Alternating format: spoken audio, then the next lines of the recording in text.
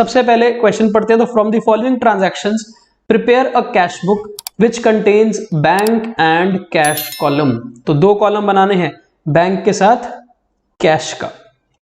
तो चलो ये है हमारा format double column cash book का।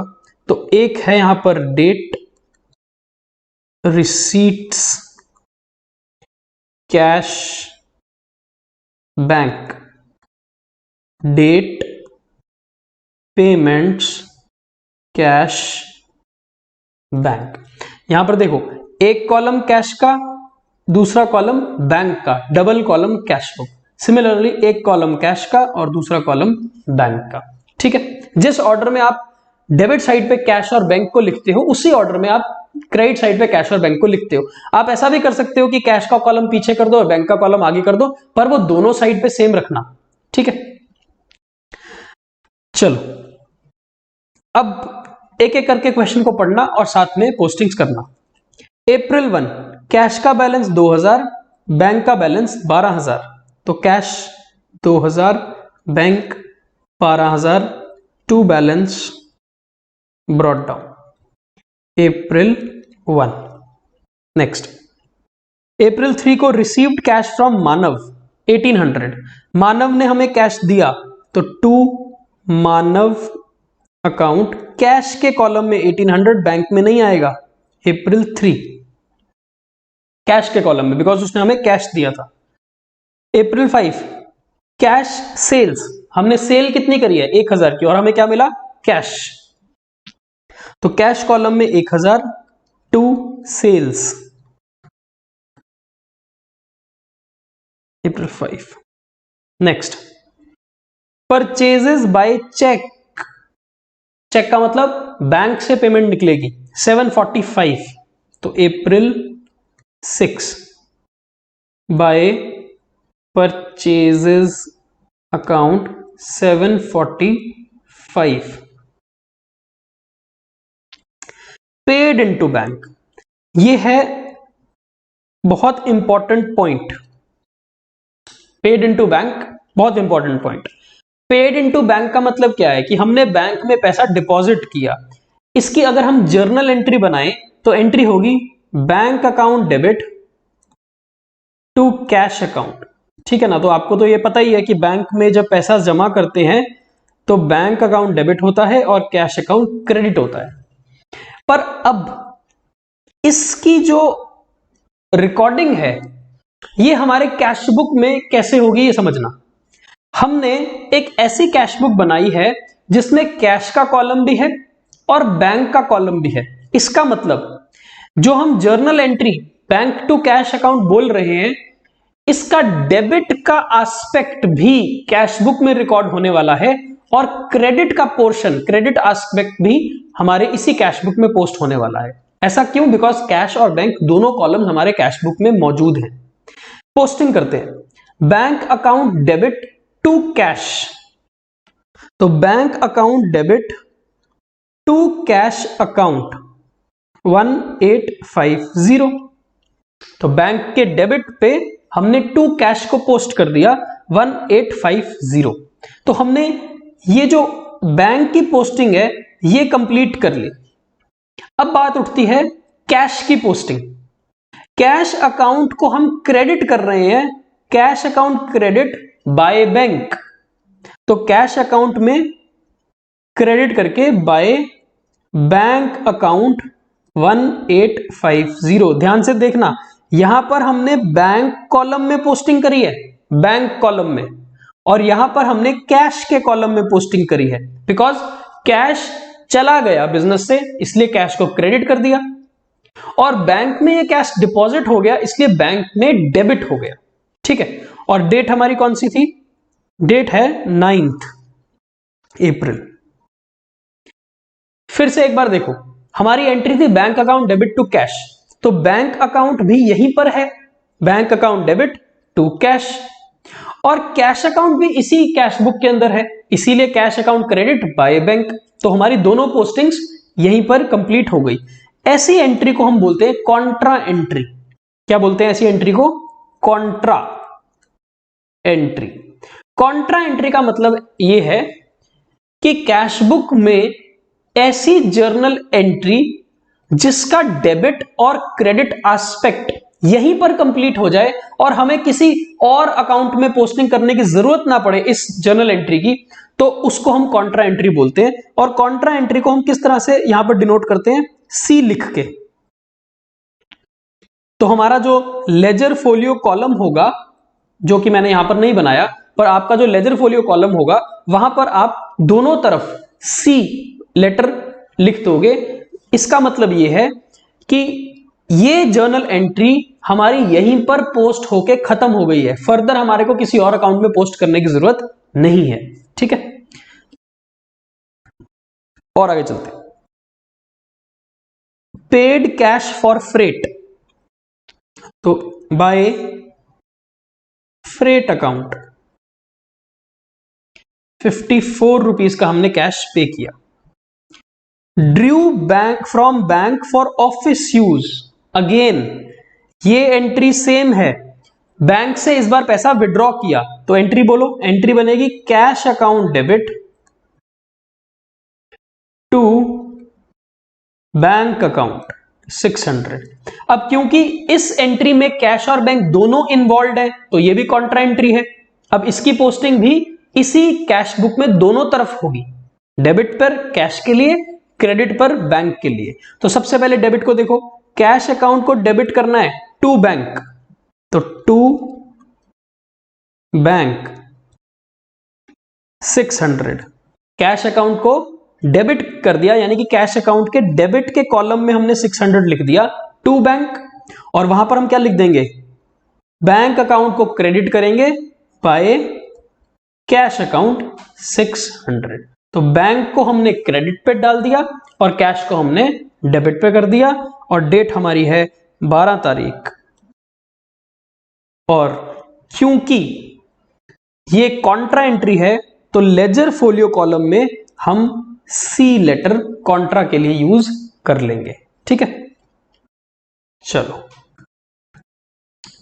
Issued a cheque in favour of Arun and sons for 985, तो अरुण को हमने चेक दिया, so by Arun and sons account 945 का चेक, मतलब बैंक से पैसे निकलेंगे, सॉरी 985। ठीक है, चलो। पेड इनटू बैंक, फिर से कॉन्ट्रा, हमने बैंक में पैसा जमा करवाया 715, तो एंट्री बनी bank to cash, bank to cash 715 bank में, और यहां पर आ जाएगा बाय बैंक अकाउंट 715 कैश में। ये कॉलम्स याद रखना, जब हम यहां लिखते हैं कैश तो बैंक में पोस्टिंग आती है, और जब हम लिखते हैं बैंक तो कैश में पोस्टिंग आती है। कहीं पर भी चेक कर लो, जब कैश लिखेंगे तो बैंक में पोस्टिंग, जब बैंक लिखेंगे तो कैश में पोस्टिंग, ऑपोजिट में पोस्टिंग होती है हमेशा। ठीक है, और फिर हम कॉन्ट्रा लिख देंगे इसके आगे, बिकॉज ये कॉन्ट्रा एंट्री है। 16th next, Drew cash for personal use, ये है ड्रॉइंग्स, ये कॉन्ट्रा नहीं है, बिजनेसमैन अपने घर ले गया पैसे 175 कैश, तो बाय ड्रॉइंग्स अकाउंट कैश में कितना 175। ठीक है, कैश में विड्रॉल हुआ है। Received a cheque from Neeraj for 380 and deposited the same into bank on the same date, Neeraj से हमें चेक मिला, हमने चेक बैंक में जमा कर दिया, तो चेक इन हैंड का कॉन्सेप्ट नहीं है, सीधा बैंक में चला गया, तो नीरज से चेक मिला 380 का टू नीरज अकाउंट, बैंक में चला गया 380 का चेक। कैश सेल्स 200, तो कैश आया सेल करके, तो टू सेल्स अकाउंट 200 कैश में।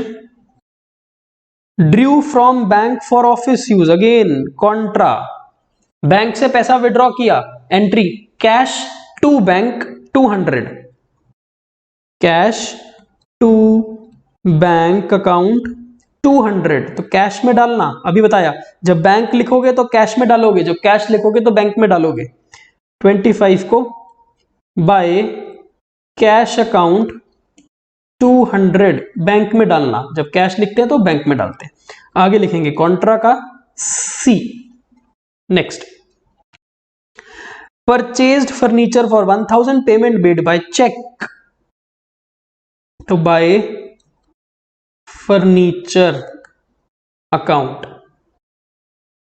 1000 चेक से पेमेंट है, इसका मतलब बैंक में डलेगा। Neeraj cheque dishonoured bank charges ₹5। ये जो हमने नीरज से चेक लिया था 380 का, अब ये चेक डिसऑनर हो गया। डिसऑनर होने का मतलब क्या है कि जो नीरज का अकाउंट था उसमें से पैसे हमारे पास नहीं आए, बाउंस हो गया, चेक डिसऑनर हो गया, और बैंक ने ₹5 हमारे चार्जेस काट लिए। पॉइंट ये है कि जब चेक बाउंस हो जाएगा तो अब जो ₹380 हमने नीरज से लेने थे, क्या हम वो फिर से नहीं मांगेंगे नीरज से? हम क्या नीरज को छोड़ देंगे ऐसे ही? नहीं, हम नीरज को बोलेंगे ₹380 हमको दे। इसका मतलब जब भी, ध्यान से देखना यहां पर, जब भी चेक बाउंस होगा तो जो एंट्री आपने यहां पर करी थी इसकी रिवर्स एंट्री आप पास कर देना। रिवर्स मतलब ऑपोजिट साइड पर एंट्री पास कर देना। तो यहां पर एंट्री पोस्ट हो जाएगी बाय नीरज अकाउंट 380। हमने क्या बोला था? हमने बोला था कि नीरज से हमें चेक के पैसे आए थे 380, तो हमने बैंक कॉलम में डेबिट कर दिया था, और जब चेक बाउंस हो जाएगा तो हम बैंक कॉलम में से ये चेक को बाहर निकाल देंगे। तो जो एंट्री हम यहां पर करते हैं उसकी रिवर्स एंट्री हमें पास करनी होगी जब भी चेक बाउंस होगा, ये याद रखना, ठीक है। मैं इसको हटा रहा हूं यहां से। चलो और आगे चलते हैं।